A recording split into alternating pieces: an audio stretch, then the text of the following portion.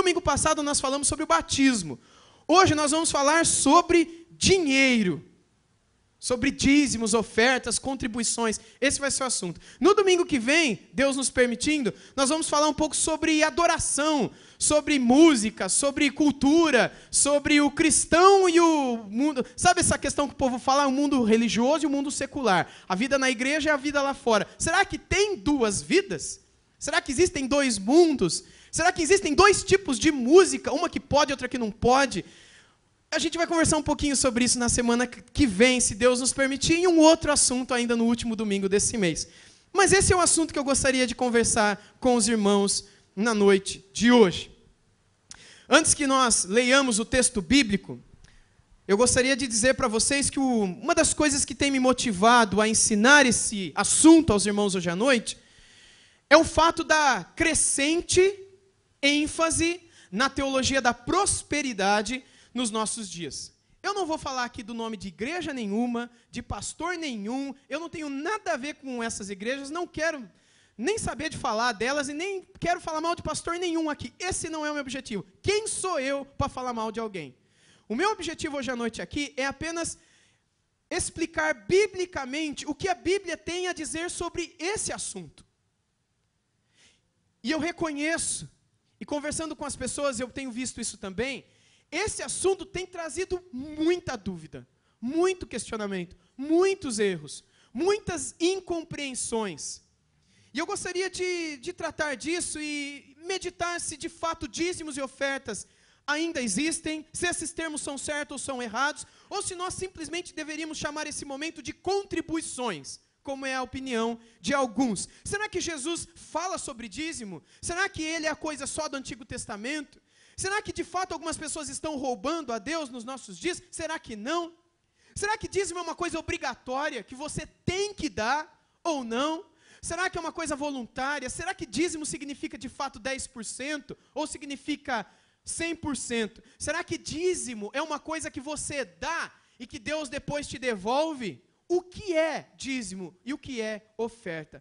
E eu quero fazer como fiz no domingo passado. Eu quero caminhar pela Bíblia, pelas páginas das Escrituras. Se você tem a Bíblia aí com você, você vai abri-la em vários textos hoje à noite. Se você não tem, eu peço apenas que você preste muita atenção em tudo aquilo que falaremos.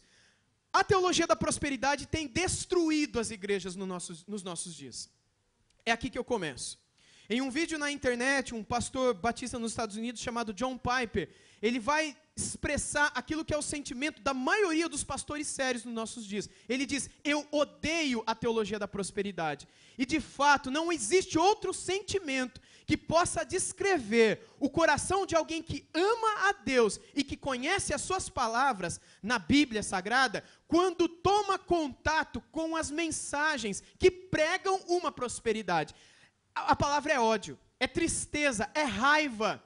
Porque aqui nós encontramos um ponto onde a palavra de Deus é totalmente distorcida, totalmente pervertida, usada e abusada, e eu ouso dizer, estuprada. Como se ela fosse um meio pelo qual ela pudesse trazer benefícios para aquele que a usa. E é por isso que eu uso essa palavra estupro aqui. Como alguém que indevidamente, diabolicamente, faz à força com o corpo de outra pessoa alguma coisa terrível, tão somente para benefício próprio, para prazer próprio, para alegria própria, independentemente do que aquilo vai causar naquela pessoa, se ela vai gostar ou não daquilo. E o que muitos homens têm feito hoje em dia, e mulheres também, é usar a Bíblia para satisfazer os seus interesses, as suas posições, os seus pensamentos e as suas próprias teologias. Quando eu digo teologia da prosperidade, aqui eu estou querendo dizer aquela pregação da palavra de Deus que entende que quando você dá o dízimo, Deus há de te recompensar. E que se você não dá o dízimo, você não é abençoado. Se você der o dízimo, você será abençoado. Se você não der, você não será. Se você der o dízimo, você vai ser feliz. Se você não der, você não será. tudo gira nessa teologia, nessa doutrina, nessa pregação, nessa mensagem que está na boca da maioria dos pregadores nos nossos dias, tudo gira em torno da satisfação da pessoa.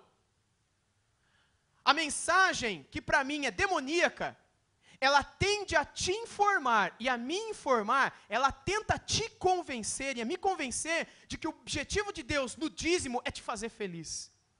Então eles dizem que se você plantar dízimo na casa de Deus, você vai colher felicidade, você vai colher bênçãos, você vai colher uma série de coisas. Eles dizem outras coisas, como a que eu acabei de dizer, que se você não der, você estará em pecado. E se você não der, você vai colher uma série de destruições e de desgraças na sua vida. Inclusive o devorador virá para roubar tudo aquilo que você conseguiu, pervertendo um texto do Antigo Testamento, de Malaquias 3:11, usando aquele texto de uma maneira totalmente desonesta, para pôr medo no coração de pessoas incautas, ignorantes, fazendo com que elas façam o que eles mandam, apenas com o objetivo de tirar delas aquilo que eles querem. São lobos na pele de ovelha. São pessoas que cultuam o seu próprio ventre.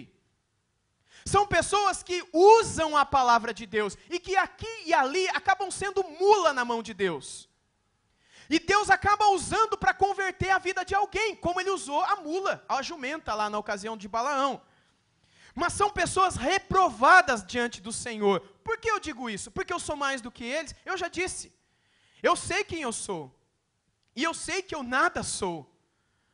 Mas eu sei que, como pregador e pastor, eu preciso ser fiel às Escrituras. E é por isso que hoje à noite, nesse ponto, eu tenho que ser honesto a vocês. Todos vocês que deram o dízimo, não esperem receber nada em troca. Você pode até esperar, mas Deus não vai agir assim com você, porque Deus não é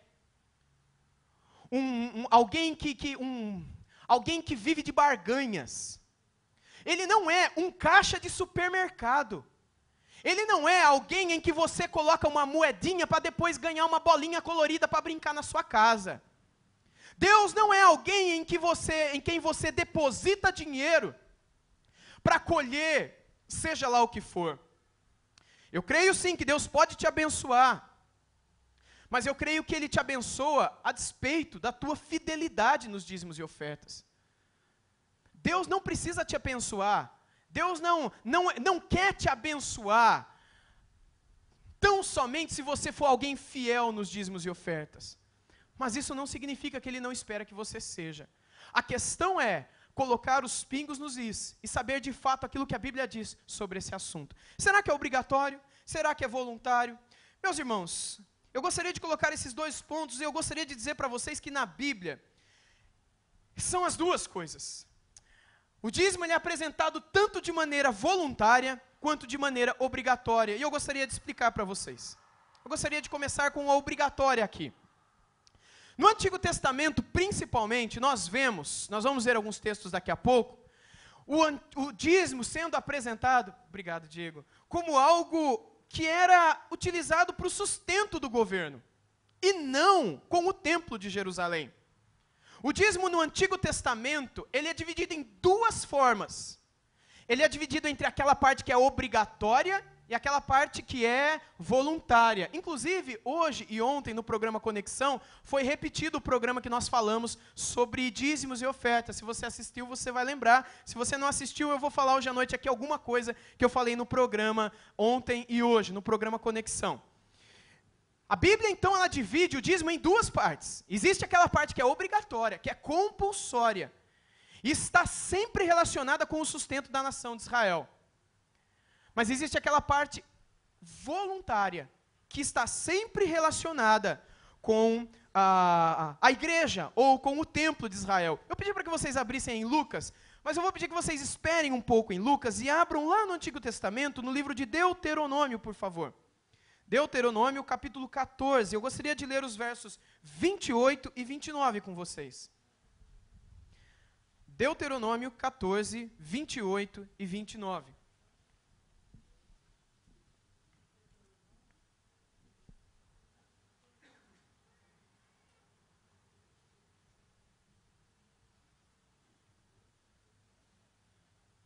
Acharam? Deuteronômio 14, 28 e 29, nós lemos assim. Aqui nós temos uma expressão de algo obrigatório, perceba.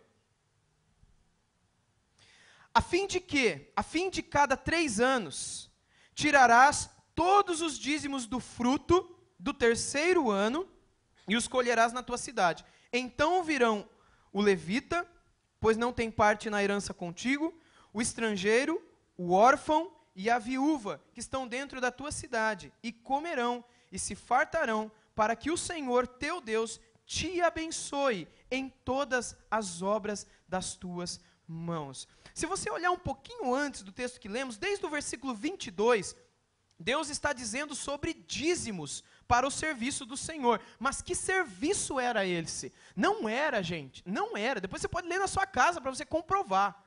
Não era o cuidado na igreja ou no templo de Israel, mas era tudo que estava envolvido com a nação de Israel, e não só o templo. Era como hoje os impostos que nós pagamos ao governo, e que são usados para cuidar de pessoas também, ou deveriam ser usados, né?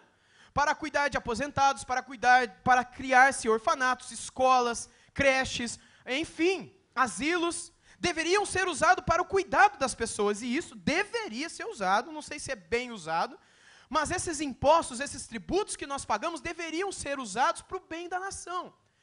Em Israel, no Antigo Testamento, não havia república, não havia presidente, e todo o imposto que pagava os sacerdotes, que sustentava o líder na nação, os impostos que armavam o exército, todos os impostos que faziam girar e sustentar a nação em todas as questões previdenciárias, vinham de onde?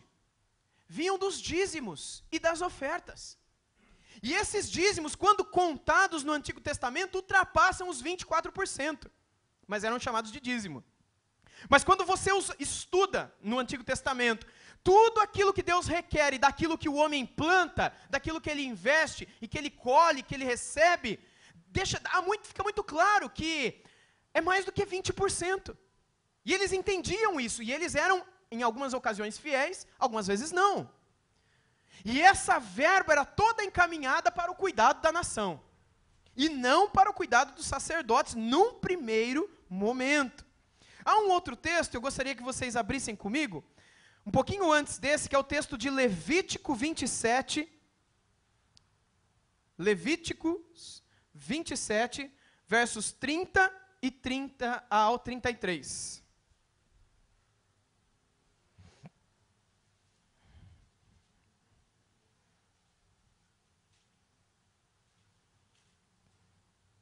Acharam? Levíticos 27, de 30 a 33, nós lemos assim. Também todas as dízimas da terra, tanto dos cereais do campo como dos frutos das árvores, são do Senhor. Santas são ao Senhor. Se alguém das suas dízimas quiser resgatar alguma coisa, acrescentará a sua 5ª parte sobre ela. No tocante às dízimas do gado, do rebanho, de tudo que passar debaixo do bordão do pastor, o dízimo será santo ao Senhor. Não se investigará se é bom ou mal, nem o trocará. Mas, se de algum modo o trocar, um e outro serão santos e não serão resgatados. O que isso aqui tem a ver com o dízimo e a oferta? Porque aqui existe a palavra dízimo. Isso aqui tem a ver com aquele dízimo que era obrigatório. Daqui a pouco você vai ver a palavra dízimo e oferta aparecendo numa ocasião onde ele não é obrigatório. E nesse texto que nós percebemos que havia uma obrigatoriedade em se dar. Não era uma coisa que eles escolhiam ou não, era obrigatório. Agora o último texto é Malaquias capítulo 3, texto muito famoso e texto muito mal usado nos nossos dias. Malaquias capítulo 3, versos 8 a 11. Malaquias fica antes do Evangelho de Mateus. O Novo Testamento, o Evangelho de Mateus, um livro antes, que é o último do Antigo Testamento, não é? Malaquias, capítulo 3, a partir do versículo 8, a gente lê assim. Roubará o homem a Deus? Todavia vós me roubais e dizeis, em que te roubamos? Nos dízimos e nas ofertas. Com maldição sois amaldiçoados, porque a mim me roubais, vós, a nação toda. Trazei todos os dízimos à casa do tesouro, para que haja mantimento na minha casa, e provai-me nisto, diz o Senhor dos Exércitos, se eu não vos abrir as janelas do céu, e não derramar sobre vós bênção sem medida. Por vossa causa repreenderei o devorador, para que não vos consuma o fruto da terra. A vossa vide no campo não será estéril, diz o Senhor dos Exércitos. Meus irmãos, qualquer pessoa que queira estudar o Antigo Testamento, a história do Antigo Israel, descobrirá, estudando, que a casa do tesouro era não só o templo, não é? Mas era o nome dado àquele grupo, àquela instituição que, na verdade, dividia aqueles dízimos e ofertas, como os impostos são divididos hoje para o cuidado e sustento da nossa nação. Quando Deus diz aqui que aqueles homens estão roubando a Deus, não era nas ofertas voluntárias, mas eram naquelas obrigatórias, e das quais dependia o cuidado e o sustento da nação. E Deus diz, vocês não estão dando, vocês estão sendo ilegais, vocês estão sendo desonestos, vocês, a nação toda, tragam a casa do tesouro, para que haja mantimento na minha casa. E a casa de Israel aqui não é só o templo, mas é a nação de Israel. E Deus diz, provem-me, se eu não vou cuidar de vocês. Devorador aqui não é demônio, embora muita gente ache que é o demônio.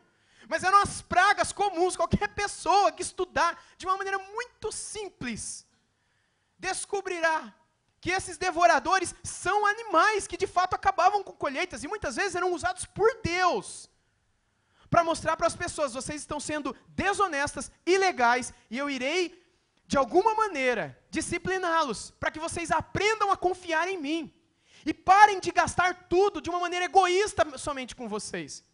Agora, como é que isso se parece com os nossos dias? Nos nossos dias nós temos que também separar uma parte do que ganhamos e dar obrigatoriamente para alguém? Isso ocorre em que instância? Na instância nacional, por meio daquilo que nós chamamos de tributos ou impostos. Isso não é obrigatório também? E quanto que isso nos custa? Dizem, custa bastante, que a nossa nação é a que mais retira impostos e tributos de seu povo. Algo entre 30% e 40%, eu não tenho o dado certo aqui. Muito mais do que na nação de Israel era requerido. E entenda, além daquilo que era requerido da nação de Israel, Deus também requeria voluntariamente dízimos e contribuições para o sustento da sua casa, nas questões do dia a dia. Sabe como é que foi construído o templo de Israel? Não foi com dízimo dado para o imposto nacional, mas foi com oferta voluntária. Porque naquilo que dizia respeito ao reino de Deus, na questão espiritual, era tudo feito com base nas ofertas voluntárias. Obviamente, é possível que aqui e ali as coisas se misturassem, porque era uma teocracia e não uma democracia como nós temos hoje. Mas aquilo que o dízimo era no Antigo Testamento para os judeus, é aquilo que os impostos são para nós hoje em dia. E todos nós ganharíamos muito mais se não tivéssemos que pagar coisas ao governo. E pagamos acreditando que o governo tem feito bom uso desse dinheiro. Não cabe a gente aqui agora ficar discutindo se ele usa bem ou não. Mas o ponto é que nós fazemos assim. E se nós não dermos à nação, se nós sonegarmos impostos, se nós roubarmos dinheiro do imposto, nós estaremos pecando, como o povo no Antigo Testamento pecava também. Jesus Cristo disse isso. Se nós não dermos à casa do tesouro nacional, brasileira, aquilo que nós devemos dar, nós estaremos roubando também. Jesus, ele disse, quando ele foi as pessoas chegaram nele, né, os fariseus chegaram nele para prová-lo, com relação a essa questão de impostos e dízimos e tudo mais, a resposta de Jesus foi muito clara. Vocês têm que dar a César o que é de César, e deem a Deus o que é de Deus. E assim foi no Antigo Testamento todo. As pessoas dando a Deus o que era de Deus, e aquilo que era do governo, isso não muda no Novo Testamento. Não muda. É impressionante que no Novo Testamento nós temos a experiência de um casal que não entende essa questão da voluntariedade. Esse casal era o Ananias e a Safira. E isso está lá em Atos capítulo 5, você pode abrir comigo lá, por favor? Atos capítulo 5, nos primeiros versículos, nós lemos assim. Atos 5, a partir do verso 1. Entretanto, certo homem chamado Ananias, com sua mulher Safira, vendeu uma propriedade. Mas em acordo com sua mulher, reteve parte do preço e, levando o restante, depositou aos pés dos apóstolos. Então disse Pedro: Ananias, por que encheu Satanás teu coração para que mentisses ao Espírito Santo, reservando parte do valor do campo? Conservando, porventura, não seria teu? E vendido, não estaria em teu poder? Como, pois, assentaste no coração este desígnio? Não mentistes aos homens, mas a Deus. Ouvindo essas palavras, Ananias caiu e expirou, sobrevindo grande temor a todos os ouvintes. Levantando-se os moços, cobriram-lhe o corpo e, levando-o, o sepultaram. Quase 3 horas depois entrou a mulher de Ananias, não sabendo o que ocorrera. Então Pedro, dirigindo-se a ela, perguntou-lhe: Dize-me, vendestes, portanto, aquela terra? Ela respondeu: Sim, portanto. Tornou-lhe Pedro: Por que entrastes em acordo para tentar o Espírito do Senhor? Eis aí à porta os pés dos que sepultaram o teu marido, eles também te levarão. No mesmo instante caiu ela aos pés de Pedro e expirou. E entrando os moços acharam-na morta e levando-a sepultaram-na junto com o marido. E sobreveio grande temor a toda a igreja e a todos quantos ouviram a notícia destes acontecimentos. Apenas até aqui. Irmãos, o que nós vemos aqui de uma maneira muito, muito clara é que esse homem não havia compreendido ainda que eles deveriam fazer algo com o seu coração. Para eles, o dízimo aqui era uma coisa obrigatória e não uma coisa voluntária. Percebam o que eles fizeram. Eles tinham uma terra, um terreno, e eles venderam um terreno. E um terreno valia muito antigamente, né? Não era diferente de hoje. Se você vende um terreno, é um dinheiro considerável. Eles venderam um terreno, o que eles fizeram? Vamos dar o dízimo disso, porque as pessoas estão contribuindo na igreja, vamos contribuir também. Há necessidades, há despesas, vamos contribuir. E muita gente estava fazendo isso. E talvez eles começaram a observar que alguns estavam vendendo propriedades e dando todo o dinheiro daquela propriedade, embora isso não era exigido. Isso era algo que um ou outro quis fazer de coração. Mas eles vendendo aquele terreno, eles fizeram um propósito no coração de falarem para os apóstolos que aquilo era tudo, que era 100%. E eles estavam dando ali, meus irmãos, 50%. Eles deram, entenda, 50% daquilo que eles venderam do valor do terreno. Agora me digam, 50% do valor de um terreno é muito ou é pouco? E não é muito só hoje, lá atrás também era. Isso não deveria ter deixado Pedro feliz? Imagina se hoje à noite alguém vendesse um terreno. Aliás, vendesse no começo da semana, recebeu até quarta-feira, e hoje está aqui com 50% do dinheiro daquela venda daquele terreno. E de repente vai dar isso como dízimo. E de repente a igreja se encanta, o pastor fala: uau, não é? Esse cara é uma bênção. Vem aqui, senta do meu lado, vamos jantar, vamos tomar um café na minha sala. E a gente paparica aquele homem que acha que é alguma coisa porque está dando 50%. Pois bem, Deus reprovou a atitude deles dois. Sabe por quê? Porque Deus, Ele não está preocupado com a quantidade. Mas Ele está preocupado com a sinceridade do coração da pessoa que está em seu povo. Da pessoa que está lhe ouvindo, da pessoa que está percebendo as necessidades financeiras, as necessidades de serviço, as necessidades de doação de alimento, de roupa, de seja lá o que for. Essas pessoas, elas são sensíveis porque elas são capazes de perceber que o mundo não gira em torno delas, mas que elas devem se envolver com pessoas que estão ao seu derredor. Mas Ananias e Safira não pensaram nisso. Eles queriam aparecer, eles queriam ficar bem na fita, eles queriam que Pedro gostasse deles e talvez os considerassem como gente boa. Mas na verdade Deus mostrou por meio do seu Espírito para Pedro e para um ou outro que estava ali, que havia uma mentira naquela ocasião, e por isso Deus os reprovou. Entenda, Deus não está preocupado se você está dando 1%, 5%, 30%. Há igrejas que têm pedido trízimo no final do ano. Aproveitam a ocasião de 13º e férias e têm pedido trízimo. E justificam isso na Bíblia. Porque a Bíblia, você pode fazer o que você quiser com ela. Se você quiser ser desonesto, você usa a Bíblia para ensinar qualquer mentira. Qualquer mentira. Eu conseguiria me enganar vocês com um monte de coisas aqui usando a Bíblia. Mas Deus tem me dado uma consciência que queima de medo, só de pensar que eu tenho que falar alguma coisa, que eu possa falar alguma coisa aqui, que eu, quando for prestar conta diante dele, me envergonharei. E eu sei que eu hei de prestar conta de tudo que eu falo aqui, de tudo que eu faço aqui. E é por isso que neste quesito eu tenho que lhe dizer, Deus não se engana, Deus não se encanta com a quantidade que é dada. Mas Ele olha para a sinceridade do coração daquele que contribui e reprova ou se agrada. Mas Deus espera que tais pessoas contribuam. E esse é um outro ponto. Meus irmãos, esse é o primeiro ponto. O dízimo no Antigo Testamento servia para manter a nação em funcionamento. E toda a parte da obrigatória era esperada como uma atitude voluntária da parte de Deus. Vamos ver isso? Gostaria de pedir que vocês abrissem lá no Antigo Testamento, em 1 Crônicas, capítulo 29, nós leremos o maior texto dessa noite, do verso 1 ao verso 20.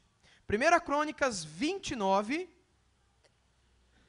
a partir do verso 1. Se você não conseguir achar, apenas me ouça, tá bom? Um pouco antes do livro dos Salmos, ok? Está o livro de 1 Crônicas 29. Eu vou começar a ler, preste atenção. Disse mais o rei Davi a toda a congregação: Salomão, meu filho, o único a quem Deus escolheu, é ainda moço e inexperiente. E essa obra é grande. Qual obra? A obra da construção do templo, lá em Jerusalém, lá em Israel. Porque o palácio não é para homens, mas para o Senhor Deus, esse lugar que nós construiremos, e que Davi está chamando aqui de palácio. Verso 2. Eu, pois, com todas as minhas forças, já preparei para a casa de meu Deus ouro, para as obras de ouro, prata para as de prata, bronze para as de bronze, ferro para as de ferro e madeira para as de madeira, pedras de ônix, pedras de engaste, pedras de várias cores de mosaicos e de toda sorte de pedras preciosas, e mármore e tudo em abundância. E ainda, porque amo a casa de meu Deus, o ouro e a prata particulares que tenho dou para a casa de meu Deus, afora tudo quanto preparei para o santuário. E aí ele vai dizer, verso 4, 3.000 talentos de ouro, do ouro de Ofir, e 7.000 talentos de prata purificada, para cobrir as paredes das casas, ouro para os objetos de ouro, e prata para os de prata, e para toda a obra de mão dos artífices. Gente, ele era o rei, tá? Então ele conseguia dar tudo isso. Obviamente que ninguém mais conseguiria dar essas coisas. Quem, pois, está disposto hoje? Agora começa a perceber o tom das palavras. Ele não está obrigando, ele não está fazendo promessa, ele não está fazendo barganha, ele está dizendo o seguinte: quem, pois, está disposto hoje a trazer ofertas liberalmente ao Senhor? Então os chefes, a folha voou aqui, os chefes das famílias, os príncipes das tribos de Israel, os capitães de 1.000 e de 100, e até os intendentes sobre as empresas do rei, voluntariamente contribuíram e deram para o serviço da casa de Deus 5.000 talentos de ouro, 10.000 daricos, 10.000 talentos de prata, 18.000 talentos de bronze, 100.000 talentos de ferro. Os que possuíam pedras preciosas as trouxeram para o tesouro da casa do Senhor, a cargo de Jeiel, o gersonita. O povo se alegrou com tudo que se fez voluntariamente, porque de coração íntegro deram eles liberalmente ao Senhor. Também o rei Davi se alegrou com grande júbilo. Continuar, verso 10, agora Davi começa a orar. Pelo que Davi louvou ao Senhor perante a congregação toda e disse, entenda, gente, agora Davi está junto vamos chamar aqui da igreja lá de Israel, que era a nação, os judeus, devotos, lá no templo de Israel. Eles estavam falando das coisas concernentes ao serviço da casa de Deus, e não da casa de Israel. E no que diz respeito à casa de Deus, ele sempre coloca coração, voluntariamente. E veja como Davi louva a Deus a partir do verso 10. Verso 10 então, pelo que Davi louvou ao Senhor perante toda a congregação e disse, bendito és tu, Senhor, Deus de Israel, nosso Pai, de eternidade em eternidade. Teu, Senhor, é o poder, a grandeza, a honra, a vitória e a majestade, porque teu é tudo, quanto está nos céus e na terra. Teu, Senhor, é o reino, e tu te exaltaste por chefe sobre todos. Riquezas e glória vêm de ti. Tu dominas sobre tudo, e na tua mão há força e poder. Contigo está o engrandecer e a tudo dar força. Agora, pois, ó nosso Deus, graças te damos e louvamos o teu glorioso nome, porque quem sou eu e quem é o meu povo para que pudéssemos dar voluntariamente estas coisas? Porque tudo vem de ti e das tuas mãos tu damos. Porque somos estranhos diante de ti e peregrinos, como todos os nossos pais. Como a sombra são os nossos dias sobre a terra, e não temos permanência. Senhor nosso Deus, toda esta abundância que preparamos para te edificar uma casa ao teu santo nome, vem da tua mão e é toda tua. Bem sei, meu Deus, que tu provas os corações e que da sinceridade te agradas. Eu também, na sinceridade de meu coração, dei voluntariamente todas estas coisas. Acabo de ver com alegria que o teu povo que se acha aqui te faz ofertas voluntariamente. Senhor Deus de nossos pais Abraão, Isaque e Israel, conserva para sempre no coração do teu povo estas disposições e pensamentos. Inclina-lhe o coração para contigo. E a Salomão, meu filho, dá um coração íntegro para guardar os teus mandamentos, os teus testemunhos, os teus estatutos, fazendo tudo para edificar este palácio para o qual providenciei. Então disse Davi a toda a congregação: agora, louvai ao Senhor vosso Deus. E então toda a congregação louvou ao Senhor, Deus de seus pais, e todos inclinaram a cabeça e adoraram o Senhor e se prostraram perante o rei. Eu não sei se você consegue perceber, mas nessa passagem, aquilo que dizia a respeito, não à casa de Israel, mas à casa de Deus, Davi deixa claro que aquilo estava envolvido com o coração do povo. Ele se alegrou não porque ele viu o povo vindo obrigatoriamente dar, porque o rei falou que tinha que dar, mas ele se alegrou porque ele viu pessoas voluntariamente, de coração, fazendo aquilo. E ele pede no final da oração: Senhor, mantém o coração dessas pessoas sempre assim, sempre dispostos assim, pensando assim, e com o coração inclinado para o Senhor. Em primeiro lugar, gente, eles viram uma necessidade ali. A necessidade de uma construção, como outras necessidades que porventura vieram, e ainda hoje existem, como por exemplo em nossa igreja. Mas o ponto é que sempre eles fizeram isso voluntariamente. E isso não está somente aqui. Abra comigo lá em Êxodo 25, é o segundo livro da Bíblia. Êxodo, capítulo 25, nós leremos apenas o verso 2.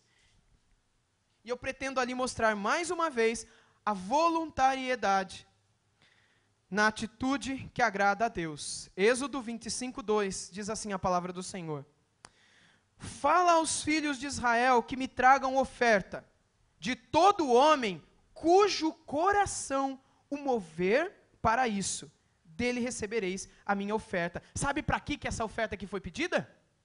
Alguém sabe? Tem aí o título, talvez antes do capítulo 25? Para construir o tabernáculo, gente. Isso daqui não era para cuidar de certas despesas da nação, do exército, das viúvas, dos órfãos, das coisas que o governo da nação deve cuidar, e que muitas vezes na falta deste, a religião acaba entrando e fazendo alguma coisa.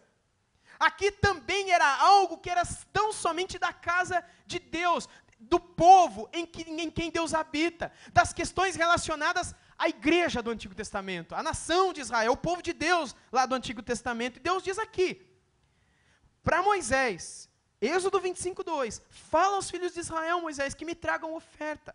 Não aquela do dízimo, que é obrigatória para o cuidado da nação, mas algo do coração. Fala para trazer todo homem cujo coração sentir vontade de fazer isso, cujo coração mover a dar, o mover para isso.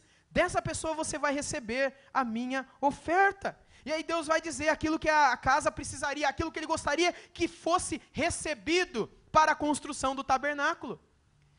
Perceba mais uma vez, eu preciso ser honesto com vocês, a voluntariedade aqui. Eu poderia ser desonesto ao ponto de dizer o seguinte, eu poderia, por exemplo, saber, como eu sei que nós temos muitas necessidades financeiras aqui em nossa igreja. A gente está precisando de recursos financeiros, e muitos, hoje em dia, para pagar algumas coisas, para conseguir fazer algumas coisas, para fazer projetos sociais que nós tanto sonhamos, e que eu já apresentei aqui, andarem, mas hoje, porque não temos recursos, nós não podemos fazer. Eu poderia dizer assim para vocês hoje à noite, olha, Deus manda que vocês deem, porque a obra dele precisa, e se você não der, a gente não vai ganhar alma, mas eu sei que isso é mentira. Eu sei que eu não posso obrigar ninguém a dar, eu sei que Deus apenas me ensina e te ensina, e é isso que nós precisamos aprender. Que Deus espera assim que nós contribuamos, que Deus manda Moisés dizer, que Deus manda Davi dizer, que é o rei e o líder da nação lá atrás de Israel, Moisés. Mas eles mandam dizer o seguinte, olha, falem para aquele que o coração tiver vontade de te dar, que ele traga voluntariamente e apresente a você aquilo que está precisando. E Deus se agrada de pessoas que trazem e dão. Deus espera que as pessoas contribuam. Mas Ele não espera que essas pessoas o façam assim. Não, eu vou dar, porque o pastor falou que se eu der, Deus vai me abençoar, Ele vai me abrir uma porta, eu vou conseguir pagar minhas contas, eu vou morar numa casa lá na fonte, vou ter 3 carros na garagem, não vou ser mais empregado, mas vou ser patrão. Não vou ser mais cauda, vou ser cabeça. Não vou ser mais servo, vou ser príncipe, rei, senhor. Meus irmãos, isso é uma loucura. Isso é uma loucura, e muitas vezes usam aquela oração de Jabes, ou de Jabes, na verdade o nome dele é Jabes, tá, em hebraico. Mas usam aquela oração chamada de oração de Jabes, tem até um livro, como se as promessas que Deus faz para aquele cara, o tal do Jabes, fosse uma coisa para a nossa vida. Quanto crente não está orando para Deus dar para ele ampliar as suas fronteiras? Meus irmãos do céu, e aí tem bandas de louvor que cantam isso para a direita, para a esquerda, para frente, para trás. Aonde eu pisar serei abençoado e tudo ao meu lado sou abençoado. Eu sei que vocês nunca ouviram esse tipo de música, porque vocês não ouvem esse tipo de música. Mas meus irmãos, isso é uma heresia, isso não é um erro. Porque essa não é uma promessa dada a vocês, igreja. Se fosse assim, eu ia pisar, quando eu fosse na casa de vocês, eu ia determinar que, onde pisar a planta, eu ia ser o homem mais rico da Araraquara. E tudo que eu colocasse a mão seria meu. Meus irmãos, isso é uma loucura. Mas tem muita gente que usa certos textos da Bíblia para ensinar coisas que, na verdade, vão fazer bem apenas a eles. O apóstolo Paulo chama esses homens de obreiros do seu próprio ventre. De pessoas que estão preocupadas em encher o seu próprio ventre, nem que para isso, eles arranquem a pele das ovelhas e comam a sua carne para se alimentar dela e para que a sua pele se aquecer. Eles não estão preocupados com a ovelha, eles estão preocupados com o que a ovelha pode dar para eles. E se a ovelha não puder dar nada, você não serve nessas igrejas. Você é persona não grata. Você é alguém em pecado. Porque você é pobre, você não tem o que dar. E se você é pobre porque você é um pecador. E a partir do momento que você começar a dar todo o seu dinheiro para a casa de Deus e para a obra do Senhor, Deus vai prosperar a tua vida. Um outro texto, esse agora no Novo Testamento, porque as pessoas falam, não, o dízimo no Antigo Testamento é obrigatório. Não, o dízimo no Antigo Testamento é 10%. Gente, dízimo no Antigo Testamento era 24% aproximadamente, que era aquele obrigatório. Fora esse, Deus pediu voluntário. Então, se você quiser seguir à risca o dízimo no Antigo Testamento, na sua loucura e ignorância, dê, que nem eles, dê 30%. A igreja vai adorar. A igreja vai adorar. Mas não fale, eu sou retinho, certinho, como no Antigo Testamento, e dou 10%. Porque isso é ignorância. No Antigo Testamento nunca eles deram 10%. Deram sempre mais. Mas Deus detestava quando eles o faziam e colocavam na calculadora e anotavam os centavos, depois queriam, sabe? Mas no fundo do coração deles, não havia uma sincera gratidão e adoração a esse Deus que tem provido. Vocês perceberam a oração de Davi, lá em 1 Crônicas 29? A oração dele, que estava relacionada com oferta, dízimo, contribuição, foi qual? Foi a oração de alguém dizendo: Deus, tudo vem de ti. O ouro e a prata são do Senhor, a riqueza do Senhor. Quem somos nós para te darmos alguma coisa, sendo que nós só temos porque o Senhor nos deu? E aqui então está uma atitude de adoração no momento da contribuição. E a contribuição, a oferta, ela só é agradável diante de Deus quando feita em adoração. Perceba 2 Coríntios, capítulo 9, verso 7. Deixa eu abrir aqui, vocês já devem ter achado, eu ainda não. 2 Coríntios, capítulo 9, verso 7. Diz assim a palavra de Deus: cada um contribua segundo tiver proposto no coração. Isso é coisa do Novo ou é coisa do Antigo Testamento? Ou é coisa dos dois? É dos dois, meus irmãos, é dos dois. Cada um contribua segundo tiver proposto no coração, não com tristeza ou por necessidade, porque Deus ama quem dá com alegria. E aí, hoje em dia, você liga a TV talvez, e vê lá, qualquer pregador de qualquer igreja, em qualquer hora, infelizmente, dizendo a você, que se você tem dívidas, que se você tem problemas no amor, que se você tem problemas de qual natureza for, ou seja, se por necessidade, você vem, e nós vamos te ensinar. E quando você chega, eles vão te ensinar que você é um ser inteligente. Não é assim que eles falam? E porque você é um ser inteligente, você precisa conhecer a teologia do sacrifício. Eles não falam teologia da prosperidade. Mas se você se sacrifica no altar de Deus, você será abençoado. Mas como é que você se sacrifica? Não é dando um tempo da tua vida para ajudar alguém. Não é sacrificando um pouco do teu tempo para ajudar alguém que precisa. É tirando um pouco do teu salário mesmo e dando para ele, para a igreja dele. Isso é o sacrifício. Porque então você é ensinado a dar por uma necessidade que você tem e não por adoração. Não há uma pregação, um discurso de que, olha, Deus tem te dado. Deus é o dono de tudo, Ele tem cuidado de você, Ele tem dado trabalho, Ele tem dado família, Ele tem dado saúde, Ele tem dado dinheiro para você comprar roupa, comprar os seus remédios. Às vezes falta, mas Deus dá um jeito. E alguém vem e Deus provê, Deus tem cuidado de você.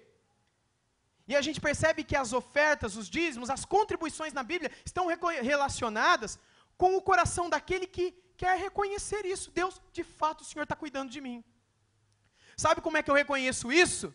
Deus ensina que nós reconhecemos isso nos momentos da contribuição. É nesse ato que nós adoramos a Deus, dizendo: Deus, não será tudo comigo, mas eu, segundo propus no meu coração, eu vou contribuir também.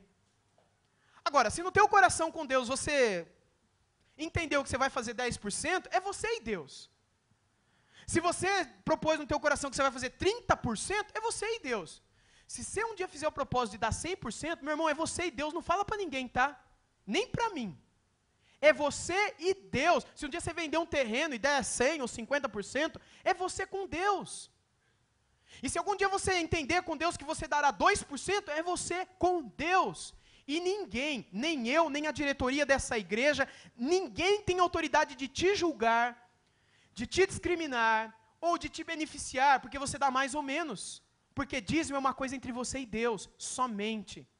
Entre você e Deus somente. E essa foi uma das primeiras palavras que eu dei para a diretoria desta igreja, quando eu assumi aqui como pastor e presidente da igreja. Eu não quero saber quem dá e deixa de dar.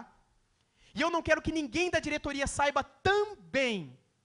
Nós não deveremos saber, é lógico que o tesoureiro, porque ele recolhe os dízimos e as ofertas, e ele deposita no banco e depois paga as contas, e usa da maneira como a igreja decidiu que ele tem que usar, mas além dele, ninguém mais. Porque isso é um ato de adoração entre aquela pessoa e Deus. Assim como eu não posso ficar olhando quem é que está cantando, quem é que não está, quem é que está com a mão levantada, quem é que não está, quem é que está com o olho fechado, quem é que não está, quem é que está orando, quem é que não está, quem é que está prestando atenção na mensagem, quem é que está batendo papo. Nós não estamos aqui para observar e saber da vida de ninguém. Nós estamos aqui para adorar a Deus. E se nós quisermos saber alguma coisa da vida de alguém, que seja acerca da família daquele alguém, dos problemas daquele alguém, das lágrimas daquele alguém, e das alegrias desse alguém, mas não quanto ele dá, se não dá, isso não é problema nosso. Assim como também não é problema nosso se o cara falar, não, pastor, porque se for um temor da diretoria daqui da igreja, é natural que seja. Mas você falando isso, todo mundo agora vai dar só 1%, 2%, porque já que não tem, né? Beleza, Deus está olhando para o coração também ou não está? Vai, mané. Brinca com Deus. Brinca com Deus. Agindo, não, pastor, já que não tem que ser 10%, então eu vou fazer de qualquer jeito. Faz.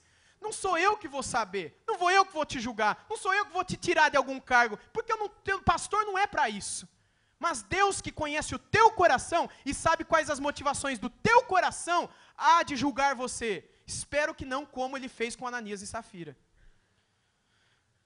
Aí a gente vê em Jesus e os dízimos no Novo Testamento, e eu aqui já vou para os meus finalmente, não é? Eu quero pedir então que você vá para aquele texto que eu falei logo no início. Lucas 21, do verso 1 a 3. Lucas 21, do verso 1 a 3. Nós temos uma experiência muito conhecida no Novo Testamento.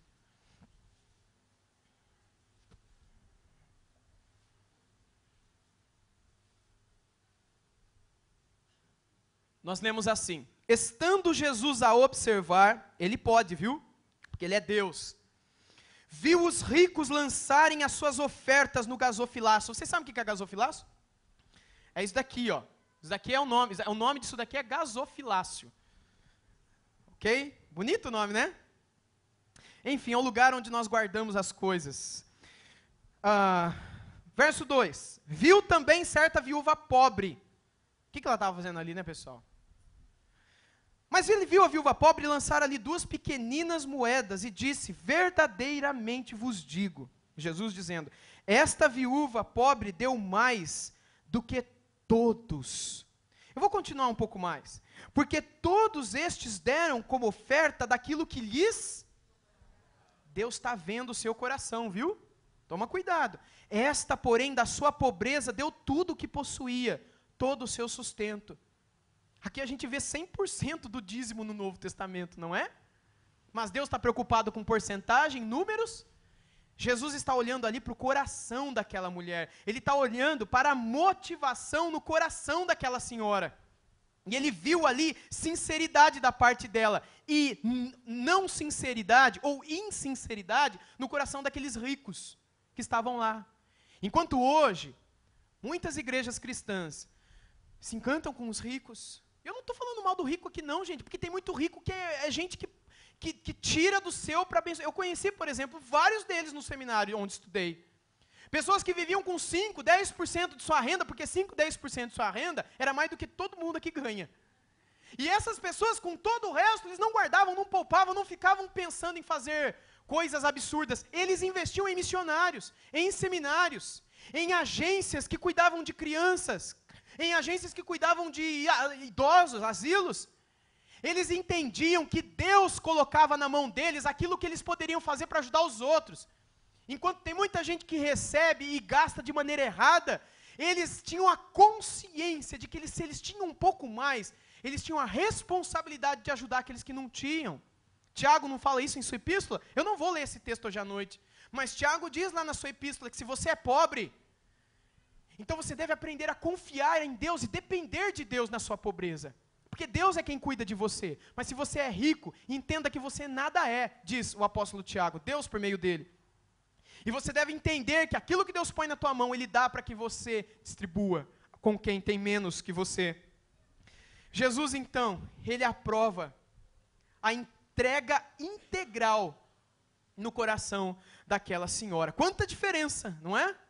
Entre essa viúva pobre, que deu 2 moedinhas, e o Ananias e a Safira, que se fosse hoje, aquela senhora talvez deu 2 moedas de 50 centavos. Mas o que vai fazer com isso? Vai arrumar alguma telha? Vai comprar um ventilador? Guarda, vai comprar o leite. Para que dá? Mas talvez aquele cara que vendeu um terreno, né, 40 mil reais, e deu 20 mil reais, falou, olha que bênção, esse irmão é ungido. Esse irmão, que homem de Deus, não é?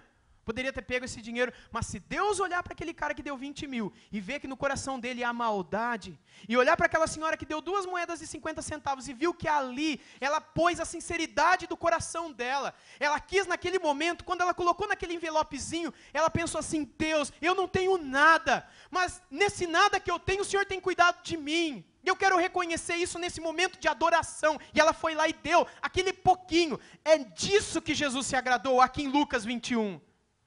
Porque ela deu e Jesus observou. E entenda que Deus observa.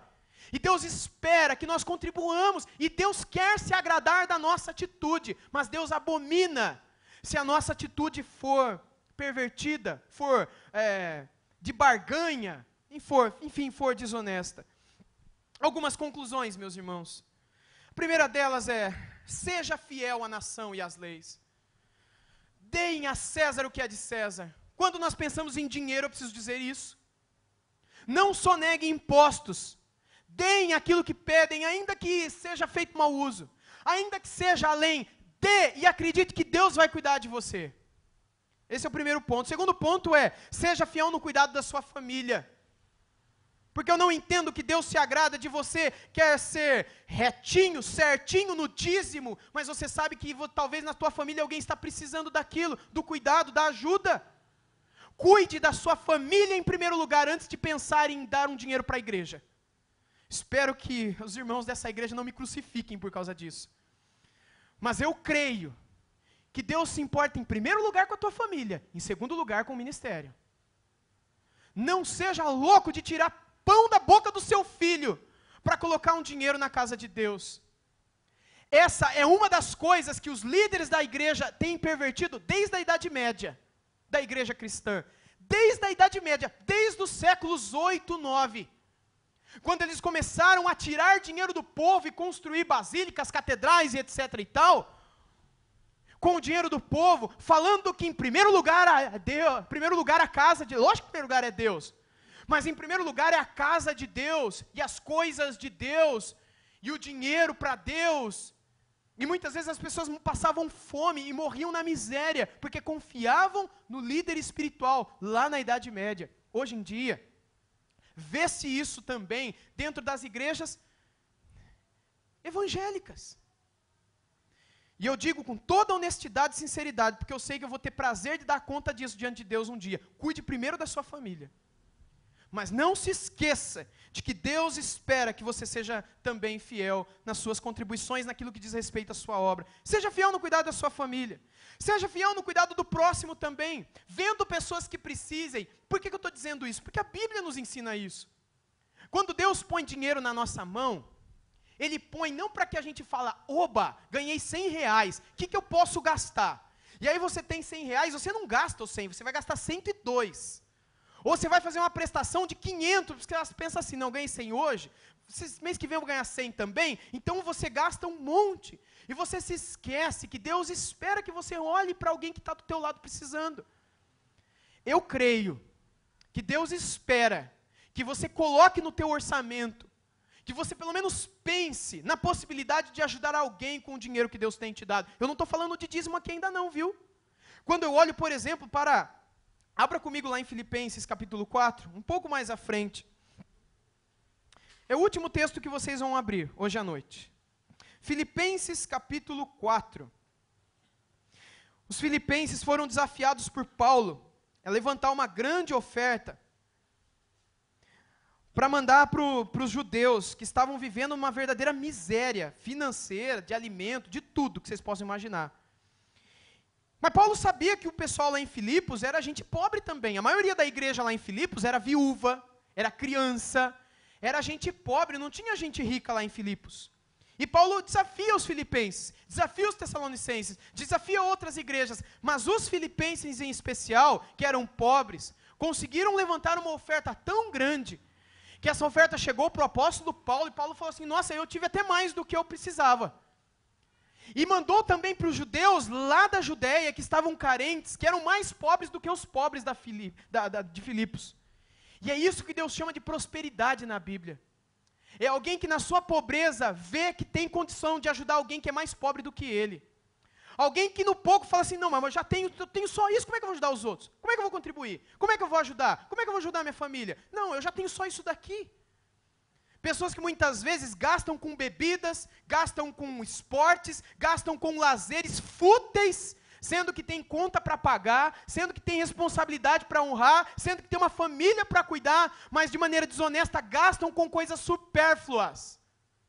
Entenda, Deus quer que vocês virem homens maduros, mulheres maduras, que entendam que o dinheiro que Ele tem posto em nossas mãos devem ser usados em primeiro lugar para cuidar bem da nossa família, para manter o nosso nome honrado na sociedade, para que nós mantenhamos o nosso nome honrado e a nossa consciência limpa diante das leis da nossa nação, e que nós sempre estejamos dispostos a ajudar a quem precisa.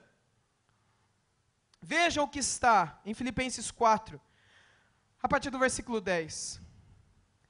Alegrei-me sobremaneira no Senhor, porque agora, uma vez mais, renovastes a meu favor o vosso cuidado, o qual também já tinhais antes, mas vos faltava oportunidade. Digo isto não por causa da pobreza, porque aprendi a viver contente em toda e qualquer situação. Você fala isso hoje para um pregador da prosperidade, ele vai falar que Paulo estava em pecado. Onde já te viu Paulo falar que viveu em pobreza? Vocês estão entendendo o que eu estou falando? Paulo diz aqui, eu passei por pobreza, e eu aprendi a viver contente, pobre. E pobreza não é sinal de pecado, nem de falta de fé, e nem de falta de dar o dízimo.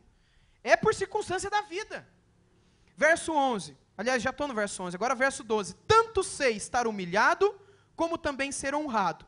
De tudo, e em todas as circunstâncias já tenho experiência, tanto de fartura, como de fome.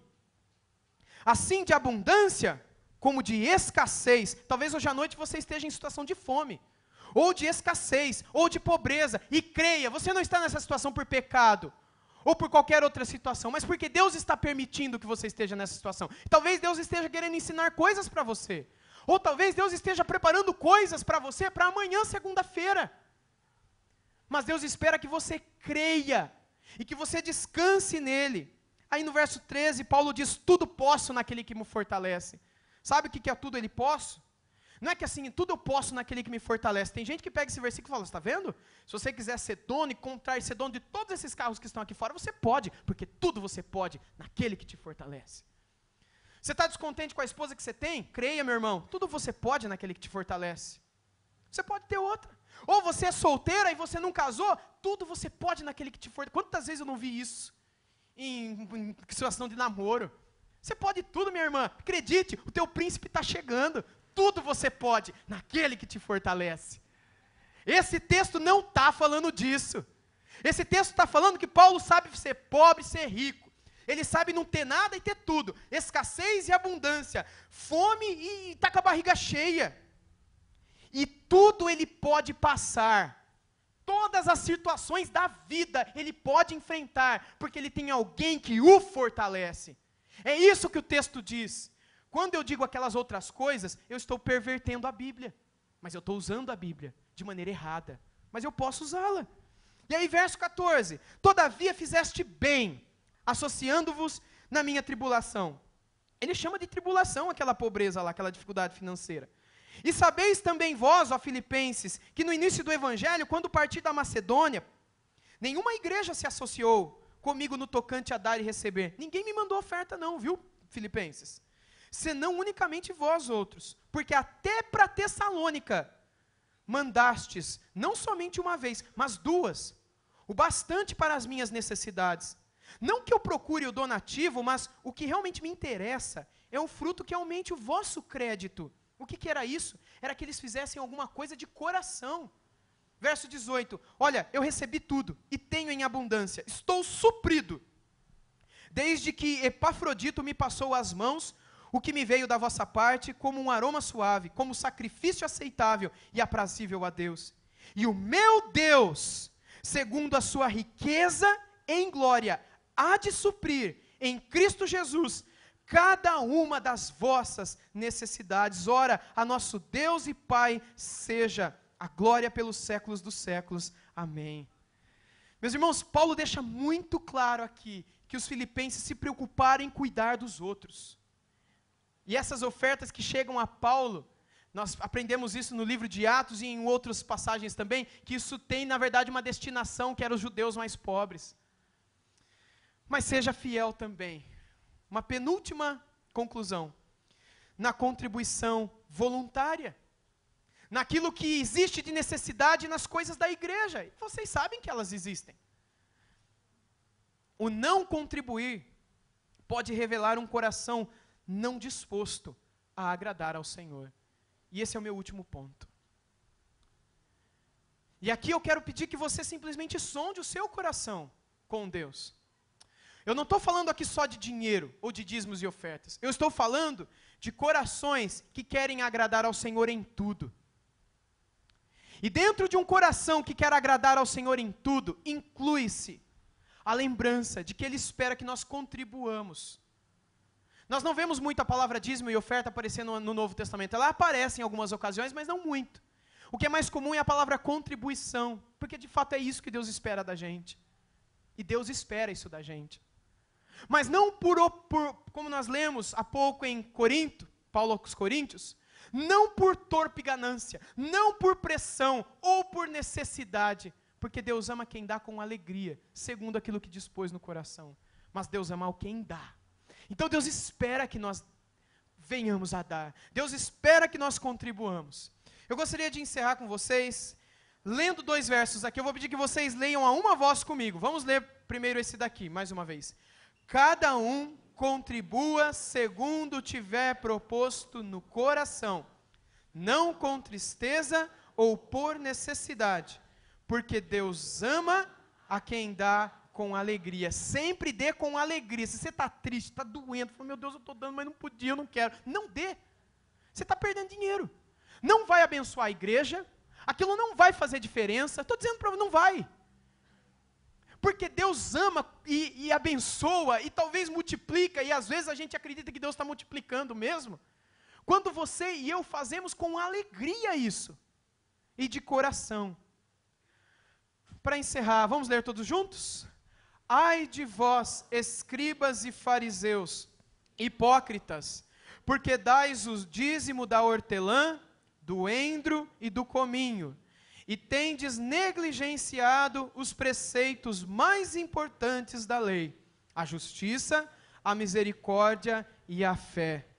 Devíeis, porém, fazer estas coisas, sem omitir aquelas. Quais são as coisas que Deus quer que nós façamos, que nós não nos esqueçamos? A justiça, a misericórdia e a fé. Mas Jesus deixa claro aqui que nós devemos fazer essas coisas sem omitir aquelas. Quais são aquelas que Jesus fala que nós não podemos omitir? Dar o dízimo. E Jesus chama de dízimo aqui. Então entenda. Para que nós consigamos viver uma vida completa aos olhos de Deus, isso inclui também as contribuições. Que Deus nos ajude a sermos fiéis em tudo. Que Deus nos ajude a não negligenciarmos a justiça. Que Deus nos ajude a não negligenciarmos a misericórdia e a fé.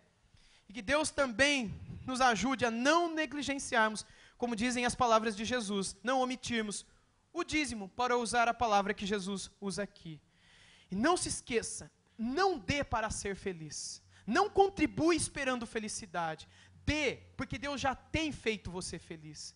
Contribua, porque Deus já tem te abençoado. Nunca contribua esperando ser abençoado. Contribua porque você já reconhece que diante de Deus você é alguém abençoado. Você é alguém provido, você é alguém cuidado.